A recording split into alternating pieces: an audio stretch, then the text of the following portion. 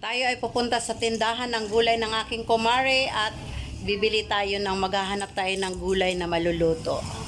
Yan, labas tayo dito para makabili ng gulay para sa ating tanghalian. Ayan pa yung aking mga bishi.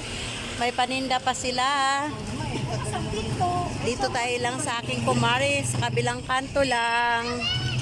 Bibili tayo ng upo para sa aking tanghalian. Ayan, ang mga magagandang tindera. Isang upo nga lang dyan. Isang upo. Kumuha ka na dyan, friendship. Ayan. Boss. 10. Magkano ang upo? Ang upong magalang, 30. 30 lang. Kaya, bulan yun. Pahingi. Pabili pala. So, ayan, ito na yung nabili nating gulay, halagang 30 pesos. Hatiin natin dahil hindi rin naman natin maubos kapag ating uubusin pagluto. So, babalatan natin. So, ayan, tapos na natin na-slice ang ating kalahating upo. Isusunod natin ang bawang at saka sibuyas. So, ayan na yung ating bawang at saka sibuyas. Bit ko pa sana kung merong kamatis, pero wala tayong nabiling kamatis, so ito lang ang ating ihalo sa ating upo. At saka, lagyan na lang natin siya ng giniling in can. Yan. Mainit na yung ating kawali, lagyan natin siya ng mantika, kunting mantika lang. Isabay ko na yung bawang at saka sibuyas kasi sobrang init na yung mantika. Ayan, halo-haloin na naman natin. Wala tayong ibang putahe ngayon, kundi ito lang upo, yung gulay na magalang. Ayan, mamula-mula na yung ating bawang at ating sibuyas. Ilagay na natin ngayon si gulay na magalang. Hindi natin siya lagyan ng tubig kasi nagtutubig naman yan. Nasa sa inyo naman yan kung yung panghalo nyo, yung giniling, sa akin kasi giniling in can lang. Yung giniling na tuna.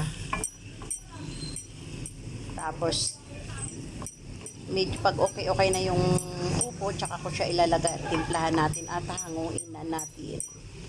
Para tayo ay makasiramon. Ito na yung aking giniling na panghalo natin. Marami-rami din pala. Dapat pala inubos ko na lang. Pero, sige na. Iyan na yung naka-ready. Kung makita nyo, walang katubig-tubig yan. Kagaya lang din yan na kung magluto ako ng patola, hindi ko siya nilalagyan ng tubig. Para yung sabaw niya matamis, namis. Ilagay na natin yung ating giniling. Tapos nilalagyan ko lang siya ng konting tuyo para magkakulay-kulay siya ng kubahagya. Tapos titimplahan natin. At antayin na lang natin maluto si upo. At siyang ating tanghalian. Ayan, kahit na hindi ka na magkanin nito.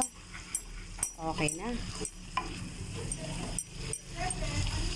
Lalagyan ko siya ng konting toyo para medyo may kulay siya kasi para hindi naman maputla tignan.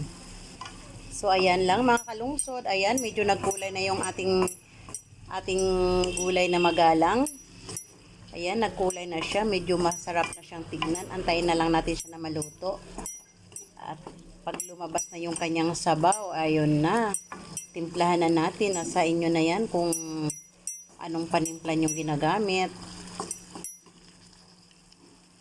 Ayan, para na akong natatakam sa kulay niya. Nilagyan ko na rin siya ng panimpla.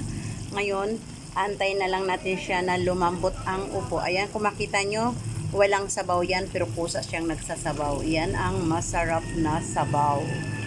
Ayan. Masarap ihalo sa kanin.